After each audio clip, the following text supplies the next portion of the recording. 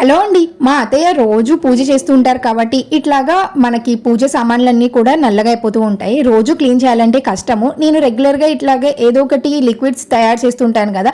అత్తయ్య మళ్ళీ అడిగారనమాట, ఇంకొక లిక్విడ్ తయారు చేయమ్మా, నాకు క్లీన్ చేయడానికి ఈజీగా ఉంటుంది అన్నారు. సో అత్తయ్య అడిగితే చేయకుండా ఉంటామా, అందుకే ఒక గిన్నెలోకి గోధుమ పిండిని తీసుకొని ఇందులో 1 టేబుల్ స్పూన్ దాకా నిమ్మ ఉప్పు అలాగే హార్పిక్ వేసేసి వాటర్తో మిక్స్ చేయండి. ఒక క్రీమీ బ్యాటర్ లాగా అవుతుంది. ఆ తర్వాత ఏదైనా ఒక పాత బ్రష్ లేదంటే స్క్రబ్బర్ తీసుకొని ఇట్లాగా మొత్తం పట్టించండి. ఒక 2 నిమిషాలు ఆగిన తర్వాత రుద్దేశారు అంటే ఎంత నీట్గా క్లీన్ అవుతుందో.